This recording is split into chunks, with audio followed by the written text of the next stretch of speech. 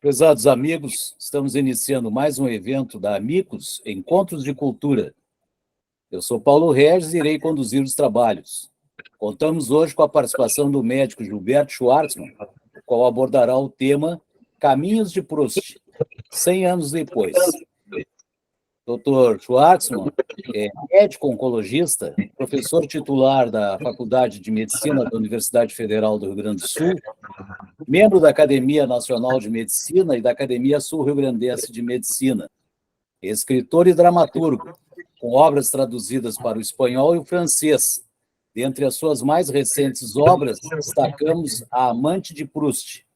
Realizou 2 curadorias, a primeira sobre o centenário de arte moderna de 1922 e a segunda, Caminhos de Proust, 100 anos depois, a qual esteve aberta ao público de dezembro de 22 a fevereiro do corrente ano. Ele mantém especial interesse sobre livros raros e primeiras edições. Registramos que, a partir de agosto deste ano, haverá exposição do seu acervo na Academia Nacional de Medicina, na cidade do Rio de Janeiro. Lembramos a todos os participantes desta live que será possível interagir com o nosso palestrante após a sua exposição. Rogamos, contudo, que formulem perguntas curtas para que possamos garantir alto nível de participação. Agradecendo ao Dr. Gilberto Schwartzman por ter aceitado esse convite da Amicus, pedimos que faça, então, a sua exposição. Por favor, Dr. Schwartzman.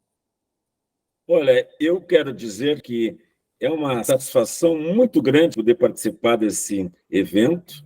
Eu adoro compartilhar esse amor que nós todos temos pela cultura, pela arte, pelo livro, não é? E essa exposição, pelos 100 anos do falecimento do Proust, foi muito, muito interessante, porque ela representou vários desafios. Ela foi realizada na Biblioteca Pública do Estado do Rio Grande do Sul, ali no Centro Histórico, né? Um prédio belíssimo, né? Grande influência positivista, né? Eu acho que o único Shakespeare ao ar livre que nós temos em Porto Alegre é naquela esquina da biblioteca, entre aqueles próceres, né? Aqueles grandes homens que os positivistas selecionaram para colocar na fachada. É um prédio muito, muito bonito. Tem 100 anos desse prédio, né? É a segunda casa da biblioteca, na realidade, e ali, antes do Palácio Piratini ficar pronto, o presidente do Estado, na época, o Borges, como se chamava o governador na época, né, despachava dali.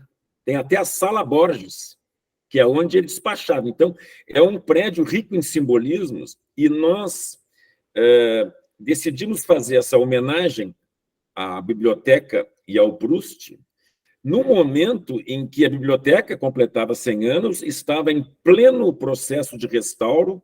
Eu recomendo muito aos senhores e senhoras que visitem a biblioteca, porque o hall de entrada está quase pronto. Houve um período, algumas décadas atrás, em que se achou, entre outras razões, que talvez os afrescos nas paredes da biblioteca pudessem distrair o leitor. Isso é uma questão muito discutível, não é? Mas, aparentemente, essa foi uma das razões que motivou a que se passasse uma tinta cinza nas paredes, não é? E quando nós assumimos a nossa diretoria, há 2 anos atrás, a Associação da Biblioteca, me chamava muito a atenção ao entrar no prédio, que ele era aquele cinza triste, não é? Mas havia uma área descascada em que quem botasse, digamos, o olho, via Pompeia, porque era uma coisa linda, parecia que tinha um mundo por trás daquele cinza. E nós fizemos um projeto que agora está se completando, eu acho que mais 2, 3 meses fica pronto, em que nós descascamos, literalmente, é feito a bisturi, claro que não para o médico, por especialistas do IFAM e do IFAI, não é? Muito bem preparados, e hoje aquela entrada retornou à beleza das primeiras décadas do século XX. Então, o desafio de fazer essa mostra sobre o Proust era também de se fazer uma mostra dentro de uma biblioteca em pleno restauro e uma biblioteca funcionando, ou seja, um ser vivo, digamos, em que pessoas circulam, leem, retiram livros, se deslocam, e nós fizemos isso nesse ambiente. Então, é uma exposição que teve várias circunstâncias muito interessantes, porque uma coisa é se escolher um espaço expositivo vazio, em que a gente planeja uma exposição. Outra é utilizar uma biblioteca viva, em pleno funcionamento, respeitando os seus habitués, as pessoas que frequentam aquela biblioteca no dia a dia. Bem, eu começaria essa discussão sobre Marcel Proust, porque eu tenho encantos pela obra do Proust, pela sua beleza e pela estética da obra. Eu acho que Proust, como poucos autores, tem uma estética própria, um texto exuberante, uma riqueza de metáforas. Eu comparo o Proust, nesse sentido, a dois autores fundamentais, Dante, por exemplo. Dante, quando escreve a Divina Comédia, a gente vê que ele era um homem com conhecimento quase enciclopédico, porque ele usa metáforas, usa mitologia grega, usa religião, usa arte, para dizer as coisas de uma maneira indireta, de uma maneira metafórica, poética. Quem faz isso também maravilhosamente é Borges, né? Jorge Luis Borges. São três indivíduos, Dante, Proust e Borges, que, na minha opinião, tinham uma cultura vastíssima. E isso permeia o texto, porque é um texto que tem uma linguagem poética muito sofisticada. Eu gostaria de começar lendo, se vocês me permitirem, o começo do meu texto curatorial. Só vou ler 2 parágrafos iniciais, porque é o que eu escolhi, pessoalmente, para escrever na entrada dessa exposição. E eu digo, o texto proustiano é como uma imagem refletida, um despir das roupas mais íntimas, um delicado mergulho na própria intimidade. Se Proust ele mesmo é a inspiração para a sua obra, nada nela contido nos é estranho. Em busca do tempo perdido, somos nós, em nosso estado natural ou travestidos como as personagens que nos exigem as circunstâncias da vida. Ele diz, Proust, o texto, por hábito, torna-se invisível. Para tornar-se visível, procura corpos, aos quais, onde quer que os encontre, deles se apodera. É assim que Marcel Proust descreve as relações entre tempo e corpo no 7º volume da obra, Tempo Redescoberto, último volume, né, do 7, de Em Busca do Tempo Perdido. Ele também diz, em A Prisioneira, o 5º volume, que a única verdadeira viagem de descoberta, a única experiência realmente rejuvenescedora, não seria visitar terras estranhas, mas possuir outros olhos, ver o universo pelos olhos dos outros, de 100 outros, ver os 100 universos que cada um deles vê e que cada um deles é. Eu acho que isso resume, digamos, o ambiente em que essa obra é escrita. Bem, eu queria discutir com os senhores e senhoras, então, vários aspectos da obra do Proust, e eu começaria falando da circunstância que é ter uma exposição sobre Marcel Proust em Porto Alegre. Por que Porto Alegre? Porto Alegre tem uma razão maravilhosa para nós gaúchos. É que a obra do Proust, ela chega ao Brasil e à língua portuguesa também, não só ao Brasil. Ela chega ao Brasil e a Portugal formalmente em 1948, através da edição da Editora Globo, por uma ideia de 2 mentes brilhantes, Érico Veríssimo e Henrique Bertasso. Essa dupla foi histórica para a nossa cultura literária, porque o fato do Érico ter ao lado dele uma pessoa dinâmica, um empresário ao mesmo tempo entusiasmado e corajoso, mas que gostava de livro, porque imaginem o que é para uma editora no sul do Brasil, não é São Paulo e nem Rio, editar uma obra de 7 volumes. Já é difícil financeiramente uma editora se arriscar a editar um livro ou uma tradução de um volume, ou de poucas páginas. Um empreendimento de 7 volumes não é um empreendimento comercial. Isso mostra uma visão de futuro, um desejo daquelas pessoas, o Érico e o Bertazzo, de fazerem algo importante. Essa é a minha leitura. Porque quando o Érico entra em cena na Editora Globo, ele começa a trazer os autores de língua inglesa, não apenas os franceses, como todos sempre fizeram, né, ou espanhóis, mas a literatura inglesa, americana. Então, ele abre muitas portas. Tem as coleções sobre Balzac, as traduções, tem o Proust. Então, essa entrada do Proust na língua portuguesa, formalmente, eu digo formalmente porque há várias evidências de que fragmentos da obra do Proust chegaram ao Brasil muito antes. Os nossos modernistas da primeira fase, Oswald de Andrade, Mário, Menotti del Picchia, não é? Ribeiro Couto, o próprio Bandeira, eles já trazem a obra do Proust de uma forma muito precoce. Ele morre em 22 em Paris e, no mesmo ano, nos jornais dos modernistas já se vê indícios de relatos de autores brasileiros modernistas falando sobre o Proust. Ou seja, e ele também tem um aspecto interessante, ele chega através da região Nordeste muito precocemente, de forma, digamos assim, não muito, digamos, estreita, legal, através de um ex-funcionário do Proust, que era havia sido um garçom do Ritz, em Paris, com quem o Proust havia tido um pequeno romance, e ele contrata esse rapaz para ser o seu secretário em casa, e depois, para se livrar dele, ele manda esse tal de Henri Pichard, um nome assim, Henri Rochard, algo assim, não me lembro o sobrenome, para o Brasil, arruma um emprego para ele num banco, acho que era um banco francês ou belga, que havia, acho que em Recife, e ele rouba do Proust, ele traz vários originais, vários exemplares na mala, e acaba fugindo de um hotel uma noite sem pagar a conta, lá em Recife, deixa essas obras,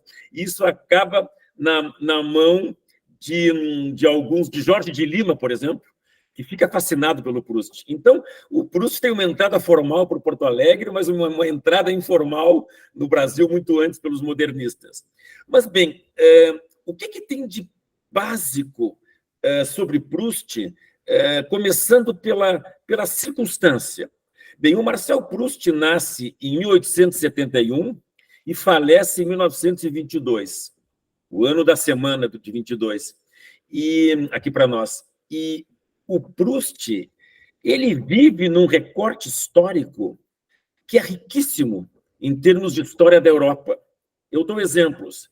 No ano anterior ao nascimento do Proust, 1870, é quando tem a Guerra Franco-Prussiana, que é aquele momento dramático em que os franceses perdem parte do território, são humilhados, o Napoleão III é sequestrado pelos prussianos, Paris fica acéfala. No ano seguinte, tem a Comuna de Paris, que é uma consequência dessa falta de, digamos, perda de uma liderança formal, né, por essa guerra.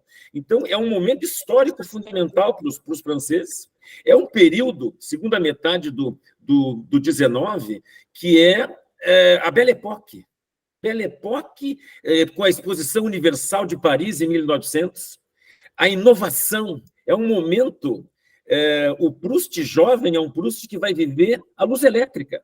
Imagine quem gostava da noite, dos saraus, das cantorias, das discussões culturais, das declamações, que tem que se basear em luz de vela, ninguém aguenta muito tempo. Então, a luz elétrica tornou as noites muito mais longas, os saraus culturais. Então, o telégrafo, o automóvel, o Proust era doido por automóvel. Quando o Proust compra um automóvel, a primeira coisa que ele quer é testar essa experiência de viajar de automóvel, até ele contrata o Alfredo Agostinelli, que vem a ser o grande amor da vida dele, depois ele se apaixona pelo Agostinelli, né? Isso é um outro assunto. É a época das experiências da aviação, do Santos Dumont, não é? E tem um outro aspecto que eu queria chamar a atenção, que é uma contemporaneidade de Proust que isso é indissociável, mesmo eles não tendo se conhecido. Freud é desse período. Freud, né? O mergulho na psicanálise do subconsciente, e também Albert Einstein, relatividade. Um mundo que parecia ser de um jeito durante séculos, ele passa a ser relativo. Não é? Então, isso é muito importante. Eu chamo a atenção porque tem um outro escritor contemporâneo do Proust, que eu adoro, que é o Kafka, que em Praga tem uma contrapartida disso, porque o Einstein dava aula na universidade em Praga, e ele ia a saraus em Praga que o Kafka frequentava.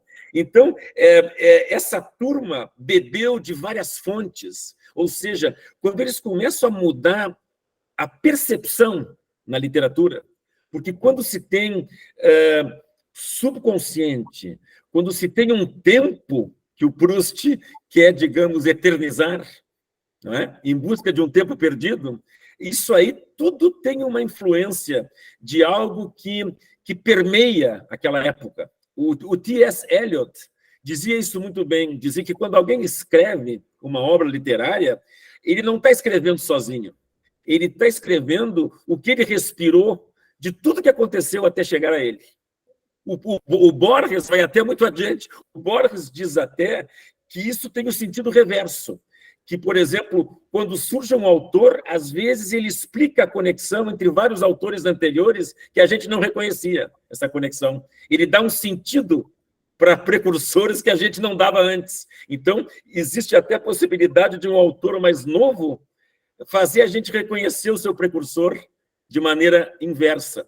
O Proust era tão visionário que ele escreve isso, esse conceito desse sentido reverso até na obra, quando ele diz, por exemplo, que ele encontrava, às vezes, em pintores de 100 anos antes, algum detalhe daquele que chegou 100 anos depois.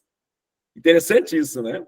É um sentido. Bom, e tudo isso que eu menciono para vocês de contexto acaba numa guerra sangrenta em 14, em que essa inovação frustra toda aquela sensação de que tudo seria possível com a inovação, com a tecnologia na Belle Époque. A sensação era de uma vitória do homem sobre o meio ambiente, sobre tudo, com as invenções, o bem-estar, e depois essa mesma tecnologia ela é levada para a máquina de morte de uma guerra. E a Primeira Guerra Mundial é das guerras mais sangrentas, guerra de trincheira. Quem olha a literatura, o cinema de pós-Primeira Guerra, são todos filmes que alguém não tem uma perna, ou alguém perdeu o irmão, ou perdeu a mãe. É um mundo de mutilados. Então, esse é o recorte histórico onde vive Marcel Proust. Bem, ele é filho de um casal que eu acho que tem uma representatividade, digamos, na formação de um ser humano muito interessante. O pai era um francês de classe média do interior, de uma região perto de Chartres, né, chamada Illiers, 25 quilômetros abaixo de Chartres. Hoje, Illiers é chamada de Illiers-Combray, de tão importante que é a obra do Proust, porque ele cita Illiers com o nome de Combray, nas suas férias que passava com os avós, não é? Então, ele é um médico muito importante que se faz sozinho, com seu esforço. Ele era o grande homem que estudava cólera, era um grande higienista, foi a maior autoridade sobre cólera na França por muito tempo. Ele convivia com o presidente da República, era convidado para almoços pelo seu prestígio médico, mas era um homem de classe média. Numa sociedade muito cheia de hierarquias, né, como a sociedade francesa anterior à Primeira Guerra. A mãe, por sua vez, e eram católicos, a família do Adrien Proust, que é o seu pai, né, esse médico, eram católicos, praticantes. Mas não tanto, porque ele acaba se apaixonando, o pai dele, por uma judia chamada Jeanne Weil, que era de uma família da região da Alsácia, e que eram gente muito rica e muito sofisticada. O pai era um homem que lidava com bolsa de valores, e eles tinham assim uma preocupação com cultura muito clara. Ela falava vários idiomas. A avó materna também do Proust, a mãe da Jeanne Weil, era uma mulher muito culta, e isso foi muito importante para o Proust na sua infância. Então, vocês imaginem que aí nós já temos um componente de um pai de uma classe média que deu certo, buscando um lugar na aristocracia, digamos, que ele nunca reivindica o pai, mas o Proust tinha, talvez quando jovem, essa fantasia, porque ele frequentou muito aqueles salões e gostava muito de ser apresentado pelos seus colegas para a gente da aristocracia francesa, não é? E a mãe, uma mulher rica, culta e de família judia. Então, ele tinha essa duplicidade de identidade religiosa. Essa mãe e a avó foram determinantes na formação cultural do Marcel Proust. A gente vê isso claramente, eu diria, na maneira como eles fizeram as escolhas da escolaridade do Proust.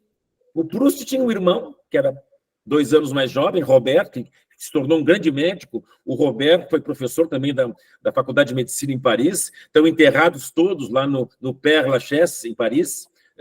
O pai, o avô, o Proust, a mãe, todo mundo. E era uma pessoa de muito prestígio como pai, seguiu a carreira médica. Mas o Proust, quando pequeno, olha que interessante, a primeira incursão escolar do Proust foi numa escola chamada Pape Carpentier, que era uma escola de uma linha mais progressista, digamos assim, não aquela escola inicial comum francesa, mas era uma escola experimental que testava novas técnicas de ensino.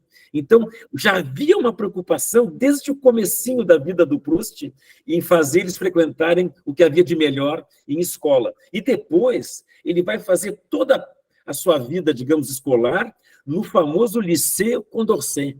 O Lycée Condorcet era uma das maravilhas do ensino parisiense, não é? Porque, se vocês forem recordar, a França tinha uma forma de ensino de escolas primárias muito básicas para o povo, para aprender a ler, escrever, fazer cálculos mais comuns e trabalhar.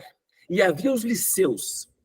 Os liceus eram muitas vezes pagos, e eles eram feitos para formar as grandes lideranças do futuro na França. Dos liceus é que vieram os grandes intelectuais, os grandes políticos, os grandes artistas franceses. E o Proust é colocado no Lycée Condorcet, onde ele tem contato com os filhos de grandes intelectuais, o filho do Georges Bizet, por exemplo, o filho do filósofo, do Halévy, que era escritor e filósofo. Ele acaba conhecendo ali também a filha do Faure, que foi presidente da França, as 2 filhas. Uma delas ele até acha que se apaixona na adolescência, mas o Proust tinha dificuldades nessa seara, digamos assim, das questões sexuais, não é, que nós vamos ver daqui a pouco, mas de modo que ele tem essa influência fundamental de boa escolaridade. Por exemplo, quem é que dava aula no Lycée Condorcet? Não deu aula para o Proust, eu pesquisei, mas dava aula lá o Mallarmé, dava aula de inglês. Imagina Mallarmé dando aula no liceu que a gente... E ele havia um professor que era o Alphonse Darlou, que era muito importante. O Darlou era tão importante na França que ele foi um dos escolhidos para mudar, digamos, o programa de ensino fundamental dos franceses, mudar a política dos liceus, de tão importante que ele era como professor. Assim. E o Proust foi aluno de grandes autoridades na área de biologia, botânica, filosofia, davam aula no Condorcet. Tinha um chamado Colombo, que sabia muito botânica, publicou vários livros de biologia e botânica, e o Proust usa muitas metáforas na obra Em Busca do Tempo Perdido, que ele empresta dessa influência que ele teve desses grandes professores. Ele, em casa, desde pequeno, há informações muito, muito seguras de que ele leu o que havia de melhor. Por exemplo, a mãe estimulou ele a ler cedo As Mil e Uma Noites. É uma coisa fantástica, não é? Para uma leitura de uma criança. As cartas da Madame de Sévigné. O Proust adorava muito essa coisa de carta, né? Aliás, muitos escritores funcionavam assim, mas ele tinha quase que uma paixão, e isso tinha essa influência, porque a obra da Madame de Sévigné, se vocês lembram, tem muitas cartas para a filha, não é? Também Saint-Simon, ele lia muito as obras de Saint-Simon. Saint-Simon fez muito registro sobre a corte de Luís XIV nas suas obras. Quando vocês forem na minha casa, eu vou mostrar, eu tenho obras belíssimas de Saint-Simon e da Madame de Sévigné, são, do ponto de vista até de edição, belíssimas essas obras. Então, o Proust era uma criança que recebeu o bom e o melhor culturalmente. O que acontece? Ele, aos 7 anos já começa, mas aos 9, ele tem uma crise de asma num parque, lá no Bois de Boulogne, ele com o pai, a mãe e o irmão, e ele tem uma crise que o pai médico, imagina, isso é registrado historicamente, o pai praticamente entra em desespero, porque médico, ele vê que o filho vai morrer na frente dele. Ele faz um espasmo dos brônquios. Era asma, ninguém sabia o que era asma naquela época, né? Naquele período de últimas décadas do 19, não tinha nome essa doença ainda. Então, o Proust passa a ser, além de uma criança que vinha sendo preparada para ser uma criança muito especial do ponto de vista cultural, ele passa a ser aquela criança doentinha, que a gente conhece. Nas nossas salas de aula sempre tinha alguém mais frágil fisicamente, que aí não faz os exercícios na aula de educação física.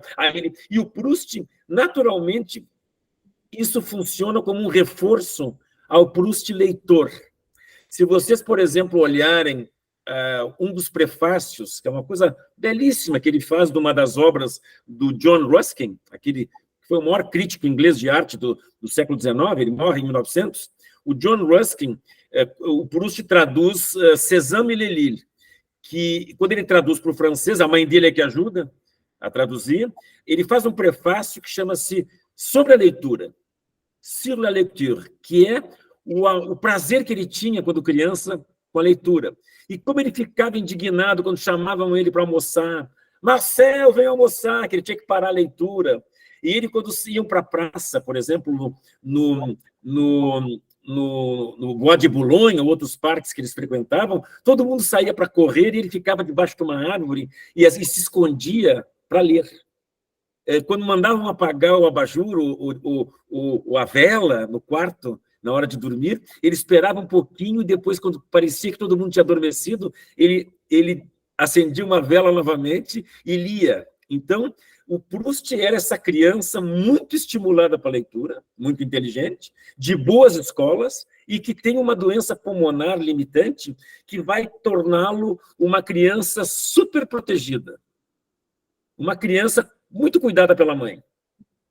Bom, a adolescência do Proust vai trazer, na realidade, à superfície aqueles problemas e aquelas questões que ele vai colocar na obra Em Busca do Tempo Perdido, que é um dos aspectos talvez mais presentes nessa obra, inovadores, que é a sexualidade. Ninguém, antes do Proust, na literatura, foi tão profundamente nas questões da homossexualidade, descreveu personagens homossexuais, por exemplo, o Charlot, a gente parece que está vendo um homossexual que a gente conheça, os trejeitos, a corte que faz quando encontra um potencial parceiro. Então, o Proust conhecia isso perfeitamente, porque ele, adolescente, começa a se dar conta que todos os anúncios que ele fazia de paixões eram totalmente sociais. Ele, por exemplo, se diz apaixonado pela filha desse futuro presidente da França, eram duas irmãs, não é? A Antoniette, a irmã, a Lucia, acabou sendo uma escritora, escrevia sobre histórias de viagens, mas logo ele vê que ele não tem esse interesse tão grande em ir adiante com as relações femininas, não é? Ele também começa, nesse período, a realmente entender que ele tinha esse fascínio pela ascensão do burguês à aristocracia. E a gente vê isso nos caminhos que aparecem na obra, né? Em que a gente tem o caminho do Swann e o caminho dos Guermantes. São dois destinos, o do burguês ascendente e da aristocracia inatingível. que o pedágio para entrar na aristocracia é muito alto. E como o Proust, na fase final da adolescência, já começa a ver que ele, sendo burguês, mesmo rico e filho de um pai importante médico, ele vai ter dificuldades de ser aceito pela aristocracia se não fizer alguma coisa. E ainda por cima, sendo um meio judeu, tendo uma mãe judia. Vocês não podem esquecer que a aristocracia francesa do 19 é extremamente antissemita. Isso vai aparecer claramente nas cobranças que ele recebe no caso Dreyfus, que acontece na última década do 19. Bem, ele busca o convívio com essas famílias mais importantes, não é? Na realidade, ele usa muito das relações da escola, do Condorcet, com esses amigos, que são muito importantes, filhos de gente importante, não é? Para que ele possa começar a frequentar os salões. O que eram os salões? Isso era uma maravilha, é o equivalente ao que nós estamos falando agora. Eram reuniões que aconteciam em casas de madames, de senhoras da sociedade, que traziam intelectuais, artistas, músicos, e ali se falava de cultura. Eram momentos assim em que as pessoas só tinham tempo para falar dessas coisas mais elevadas. Não era um local da fofoca, digamos, era um local de se apresentar um novo escritor, um novo poeta, um novo músico. Então, esses salões parisienses tinham uma correspondência em outras capitais europeias, como eu mencionei em Praga, com o caso do Kafka frequentando uma casa como é que chamava-se? Madame Berta, o sobrenome eu não me lembro, onde ela reunia, até o Einstein frequentava, ou seja, era uma turma muito eclética. Então, nesses locais é que ele vai conhecer realmente grandes poetas, vai se aproximar de pessoas importantes da literatura francesa, das artes, né? Jean Cocteau, que era mais moço que ele, por exemplo, ele conhece nesses encontros, não é? Bom, o que acontece? Ele começa a frequentar esses saraus, começa a se aproximar da aristocracia e do ambiente cultural, mas um dos estratagemas que ele usa, e que é depois até cobrado dele, é fazer um certo colunismo social de alto nível, vamos chamar assim, em que ele fazia pequenas notas ou resenhas, em que ele colocava ao mesmo tempo algo literário, algo cultural, mas também falava um pouco daquela vida da sociedade parisiense que pertencia à aristocracia. Havia salões claramente distintos da alta burguesia e salões da aristocracia, bem próximos, perto ali da Faubourg Saint-Germain, aqueles locais, não é? E então o Proust tem essa estratégia pessoal de tentar chegar a uma aceitação pela aristocracia. Então, os primeiros escritos dele, que vão aparecer depois numa publicação que ele vai fazer, eu acho que é 96, talvez, que se chama Prazeres e os Dias, né? Le Plaisir et les Jours, que é o primeiro livro que ele escreve, que são resenhas que ele escreve para jornais. Ele faz amizade com o pessoal do Le Figaro, começa a escrever artigos para o Le Figaro. E esse livro, na realidade, é uma primeira incursão literária que ele faz. Ele é de 71, isso é 96, então ele tem 25 anos, né? É isso, né? Mais ou menos. Então, mas esse livro é uma mistura dessa marca aí, dessa literatura menor, vamos chamar assim. Bom, aí o que acontece? Aí ele é envolvido numa coisa que praticamente dividiu a França, que foi o caso Dreyfus. O caso Dreyfus, obviamente que vocês conhecem, é aquele episódio, né, em que um militar judeu francês é acusado injustamente de traição, quando, na realidade, o traidor era um outro militar.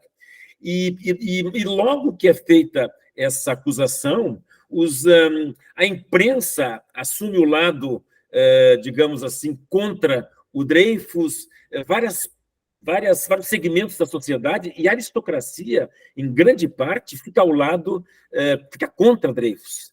E o Proust é cobrado. Tem vários registros de diálogos perguntando, e agora? Qual é o teu lado que vai prevalecer? O do teu pai ou da tua mãe? Teve uma pessoa que chegou a interpelar o Proust num salão e disse, mas os judeus têm a sua religião pela mãe, não é? Então, não vem aqui dizer que tu é um dos nossos. Entende? Então, o Proust se vê nisso, e vários intelectuais, até o termo intelectual surge nesse momento, né? Isso é uma coisa curiosa, né? O termo intelectual aparece, do ponto de vista jornalístico, nesse momento em que tem essa divisão entre os Dreyfusards e os anti-Dreyfusards, são os contra e a favor, os pintores se dividem contra e a favor, os escritores, e o ápice disso, da beleza que é tirada desse episódio horrendo, é quando o Émile Zola escreve aquela primeira página, Eu Acuso, no jornal, não é? No Aurora, ele escreve aquele texto em que ele diz todas as razões que ele acha que para ele aquilo era uma farsa oficial, antissemita, de um grupo coordenado. Então, o Proust aí se identifica com aquele grupo dos intelectuais que defende o Dreyfus, que depois, anos mais tarde, vai ser absolvido, né, quando se descobre o verdadeiro culpado. Bem, eu estou contando isso porque tudo isso vai acabar entrando nessa obra de 7 volumes chamada Em Busca do Tempo Perdido. Ele viaja com amigos nesse período, e por que eu estou citando isso? Ele vai para a Itália, ele é muito, muito tocado pela viagem a Veneza, vai a Pádua, não é? Por quê? Porque aí, olhando a beleza que existe na arquitetura,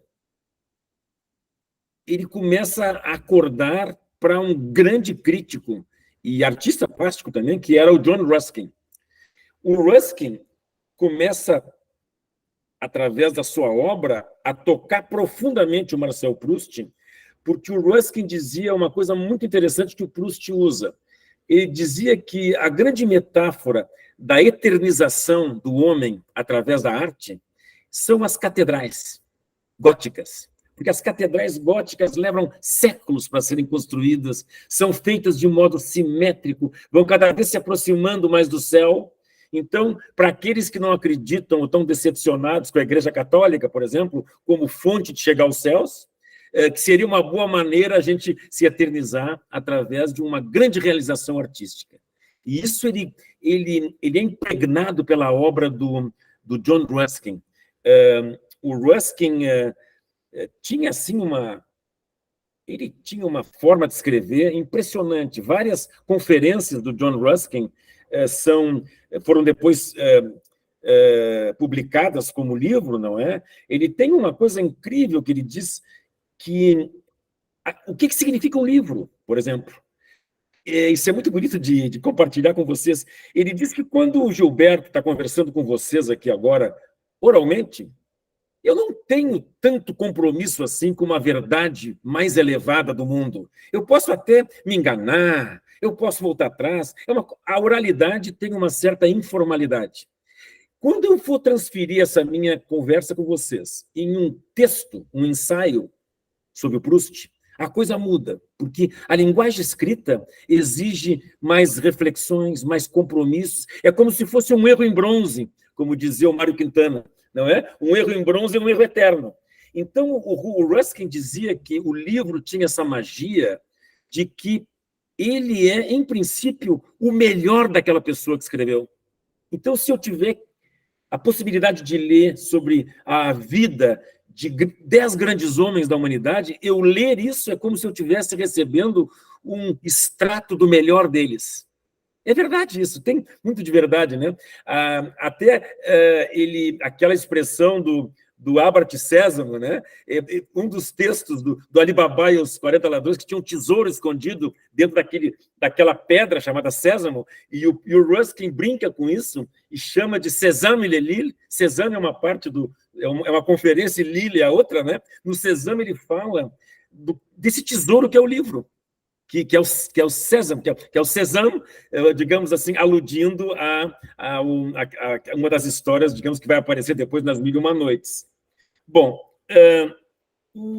então, o Proust migra dessas experiências iniciais em que ele começa a fazer resenhas literárias interessantes, um pouco de crônica social para poder ter espaços, começa a escrever coisas mais sérias progressivamente à medida que ele vai viajando e vai conhecendo pessoas interessantes, mais da cultura que ele tinha. O Proust, na minha opinião, é como se eu fosse comparar um compositor popular que faz um samba com o Chico Buarque fazendo um samba, ou Tom Jobim fazendo bossa nova, ou Piazzolla fazendo tango. É alguém que tem uma formação cultural sólida, e aí vai usar aquilo numa expressão artística ou cultural. É claro que vai ser uma coisa muito mais sofisticada, porque a linguagem é diferente, o universo de possibilidades é muito maior. Então, ele vai crescendo nessa tentativa literária. Hoje a gente sabe que muita coisa desse período ele não publicou em vida. Por exemplo, que vai aparecer bem depois, uma tentativa de Em Busca do Tempo Perdido é uma obra inacabada do Proust chamada Jean Santeuil. O Jean Santeuil é muito parecido com Em Busca do Tempo Perdido nos seus elementos centrais do romance, mas ele acaba desistindo, porque ele era muito crítico ao seu próprio texto, e anos depois da morte dele, quando esse material que ele tinha escrito é totalmente compilado, um editor resolve dar vida postumamente a essas obras, não é? Mas é quase que uma preparação para Em Busca do Tempo Perdido. Outra obra que eu acho extraordinária, que se descobriu anos depois da morte do Proust, é uma obra chamada Contre Saint-Beuve, contra o Saint-Beuve. Quem era o Saint-Beuve? Saint-Beuve era um crítico literário e durante o século XIX tudo passava pela mão do Saint-Beuve, as críticas literárias. E ele tinha uma ideia que o autor era, em princípio, o produto da sua biografia. Ou seja, a biografia da pessoa resultava na sua obra artística literária. E o Proust, olha que interessante quando a gente pensa hoje, por exemplo, eu adoro ver os filmes do Woody Allen. Ao mesmo tempo, eu tenho que conviver com a história que parece que ele teve uma relação meia, digamos, proibida com uma enteada, né? Com quem ele casou depois. Então, se eu for olhar o CPF do nosso amigo Woody Allen, eu vou querer me afastar dele, mas o CNPJ eu gosto, o do cinema. Então, o Proust diz assim, olha, eu não concordo em nada que o Saint-Beuve fala, porque eu acho que tem pessoas que têm uma vida pessoal completamente diferente da obra, e ainda assim a obra é um momento de elevação. A obra artística é uma luz que acontece com algumas pessoas e não com outras. Então, isso é uma coisa extremamente contemporânea, se vocês forem olhar hoje. A gente tem hoje uma atitude diferente do tempo do XIX, não é? A segunda metade do século XX e agora, a gente consegue separar o indivíduo da obra. A gente pode até saber certas coisas da vida pessoal. Por exemplo, quem for saber a vida pessoal do Victor Hugo, por exemplo, o número de amantes que o Victor Hugo teve, uma pessoa mais, digamos assim, digamos assim, regras morais mais rígidas, não vai querer abrir um livro do Victor Hugo, mas não tem nada que ver uma coisa com a outra. E o Proust reconheceu isso muito bem, fez uma defesa assim, profunda desse conceito de que nada disso. A obra artística é um momento de luz de alguém. E esse alguém na vida pessoal pode ser qualquer coisa. Maravilhosa ou pior dos mortais.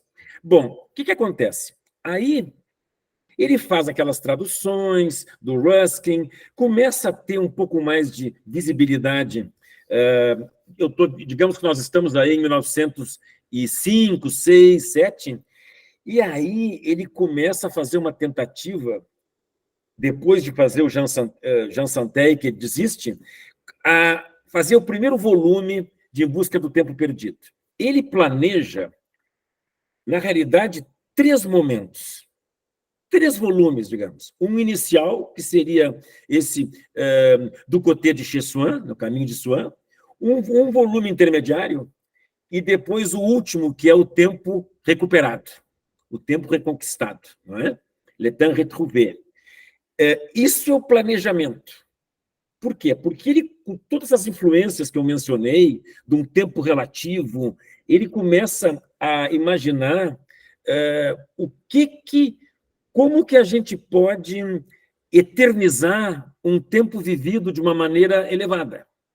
Esse é o processo, digamos, psicológico por trás disso. E, na realidade, o que acontece? Durante esse período em que ele vai escrevendo, e ele publica o primeiro volume do Côté de Chessuan em 1913, ele acaba tendo esse relacionamento com esse motorista, que era o Alfredo Agostinelli. Eles vão viajar juntos, ele contrata o Agostinelli como motorista. Ele ficou doido pelo automóvel, o Proust. Ele era muito rico, né? O Proust nunca precisou trabalhar. Tinha rendas, assim, impressionante. Tinha uma vida muito confortável.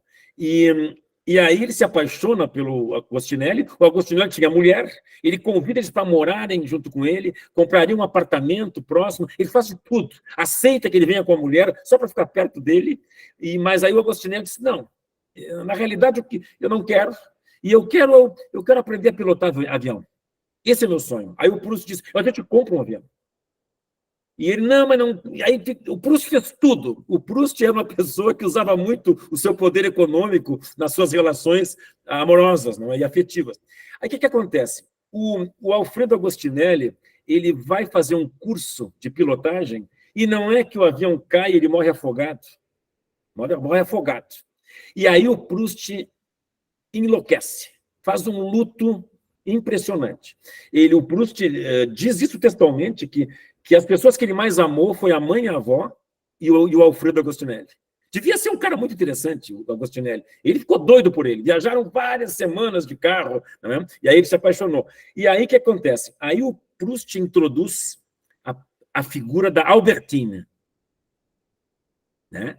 Então, esses 7 volumes acabam sendo uma incorporação de uma grande infelicidade, que é a perda do grande amor da vida dele, da vida adulta, que é esse ex-motorista, o Alfredo Agostinelli. Bom, então, em 13, ele publica o primeiro volume, que é do Côté de Chessuan, no caminho de Suan.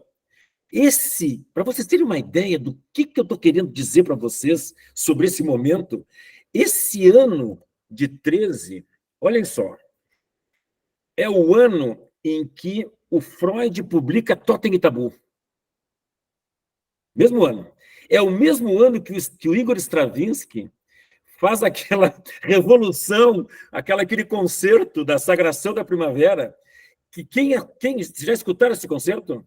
Mesmo hoje, dá um estranhamento. Ele é pós-contemporâneo, se a gente fosse olhar hoje. Se a gente não soubesse quem é o autor, a gente escuta esse concerto, ele é completamente anárquico nos seus primeiros movimentos. As pessoas começaram a vaiar o Stravinsky. Teve gente que jogou coisas na orquestra. Foi uma coisa foi, digamos assim, um turning point, em inglês, digamos, um momento de virada na história da música clássica, o Stravinsky. E foi em 13 também. Só não foi no 13, mas no comecinho de 14, o primeiro filme do Chaplin, aquele Making a Living, né? Making a Living é o nome do Chaplin. Então, imagina que ano de turbulência cultural. Mas olha o que acontece. O Proust, vamos ser bem pé no chão aqui entre nós estamos entre amigos. As pessoas são seres humanos. Então, vocês imaginem alguém que a gente sabe que é um filhinho de papai e da mamãe, que frequenta as grandes noites culturais da aristocracia, transita nos dois, a família é muito rica, um homem de muita cultura e muito bom gosto, e esse tal de Marcel Proust começa a querer fazer literatura séria. Tem gente que não gosta muito, né, de pessoas que talvez já tenham ganho do destino coisas que, no fundo, todo mundo almeja, que é segurança econômica, prestígio social, não é isso? Se a gente olhar Freud, muito dos problemas que existem de marido e mulher são os conflitos que envolvem diferenças, inquietações nessa esfera, né, de quem eu sou no mundo, não é? Então, o Proust entrega o primeiro volume para a Nouvelle Revue Française. Ele não era, assim, muito conhecido, mas as pessoas sabiam quem era o Proust. E aí, o André Gide, que foi prêmio Nobel de Literatura mais tarde, que era o editor-chefe e um dos sócios da Nouvelle Revue Française, que vem a ser, depois se desdobra em outra editora famosa, não é? O Gide rejeita. Eu vou contar agora, um parênteses, me lembrei, comecei a rir. A secretária do Proust, a Céleste Albaré, ela começou a trabalhar com o Proust porque o esposo era funcionário dele, mas depois vai para a guerra, né? E aí ela vem trabalhar com ele e ela fica fascinada pelo Proust. Ela virou quase que uma mãe substituta do Proust. Devia ter alguma fantasia com ele e tal. Adorava ele. Foi a grande companheira. E ela que pegava os textos do Proust, colava, quando ele trocava uma parte, ela fazia umas colagens imensas, assim, quando a gente olha os originais do Proust, ela que organizava tudo isso. E ela jura, nas memórias dela que eu li, ela jura que ele não abriu o pacote, que o André Gide não abriu o pacote, porque o nó dela, ela sabia quando alguém abria. Então, talvez o Gide nem tenha aberto o livro, mas o texto proustiano causou um certo estranhamento. Quando ele mostrou para um outro editor daquela... Como é que era o nome? Pasquette, tem outro nome, uma editora, o cara responde para ele assim: seu Proust, o senhor não me leva a mal, como é que o senhor quer que eu publique um livro em que o senhor leva 4 páginas para escrever o senhor mudando de lado na cama? Não dá. Os meus leitores não vão ler isso aí. Então, o Proust, ele é rejeitado pelo Gide, e aí o que acontece? Aí ele vai tentando publicar, ninguém quer publicar. Aí ele encontra um sujeito que tinha uma editora e que não tinha o menor compromisso com literatura, chamado Grasset.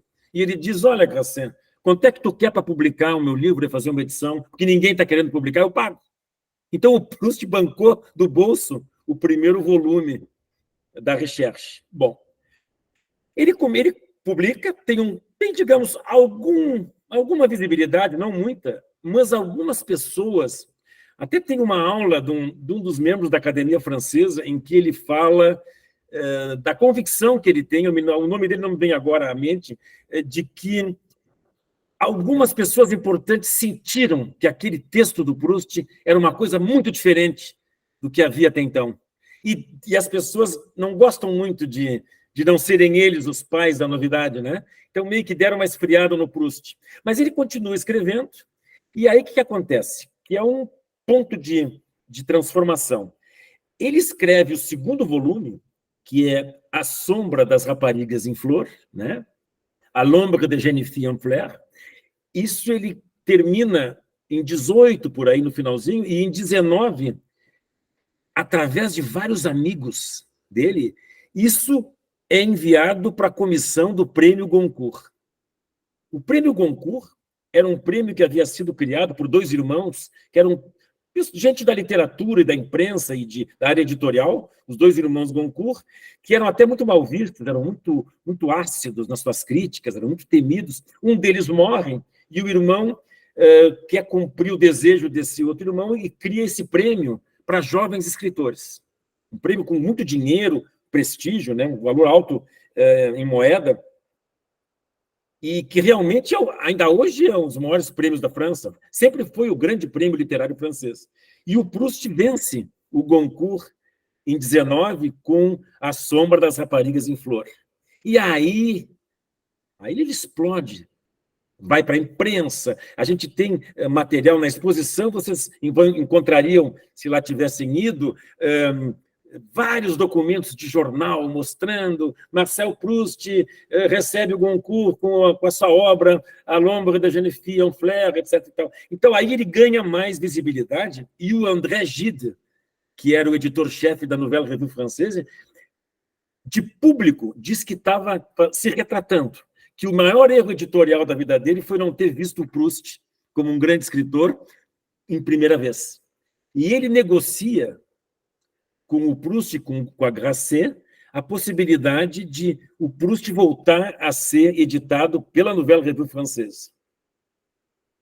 E aí, então, a vida do Proust muda, porque ele começa a ter mais apoio para publicar os demais volumes da obra, né? Ele publica O Caminho de Guermantes em começo de 21, as 2 partes, depois vem Sodoma e Gomorra, em 23, depois A Prisioneira, em 25, e Albertina, a Fugitiva, ou Albertine Disparue, né? Porque é o equivalente, o desaparecimento dela, ela morre na obra com um coice de cavalo.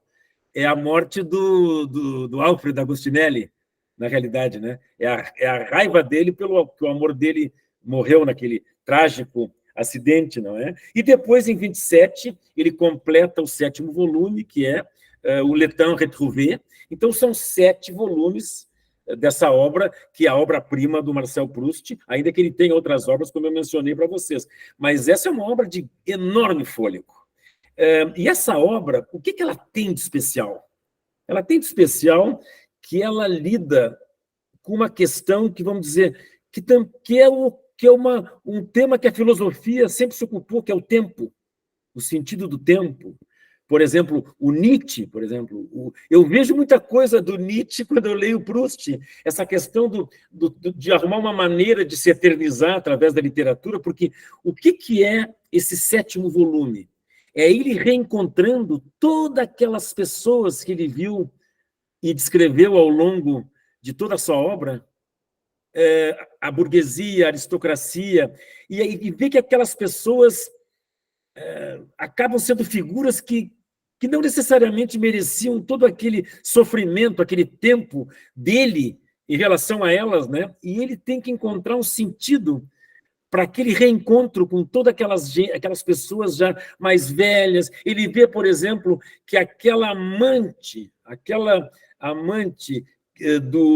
de uma das suas, do Swann, que era uma mulher que tinha, da noite, sofisticada, mas que tinha amantes ricos da aristocracia, da burguesia, aquela mulher vai ser, no caso, a avó dessa menina que vai casar com o netinho de um aristocrata. Então, ele está vendo agora um ponto de encontro impensável daquelas 2 avenidas da burguesia, que era quase que...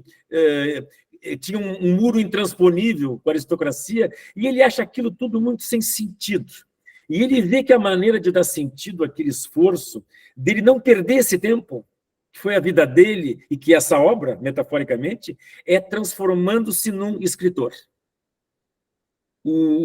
A maneira como Proust resolve a tensão que há nessa obra é no volume final, dando um destino a ela, que pode ser uma obra que ele escrever depois, ou a própria obra que ele já escreveu, não fica claro, mas ele deixa muito evidente que o fim dessa saga proustiana é ele reconhecendo-se como um escritor.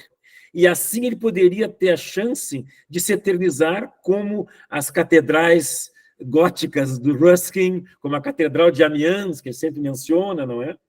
Então, tem esse aspecto. O Nietzsche, por exemplo, fala no niilismo, né? O niilismo tem várias etapas, né? Várias formas, aquela negativa, aquela coisa passiva, aquela coisa do personagem do Turgenev, né? do Pais e Filhos, do Bazarov, né? Bazarov, que dizia que não, nada vale, um sapateiro fazendo um sapato é melhor do que um livro que alguém escreva, que a gente precisa mais no dia a dia de um sapato.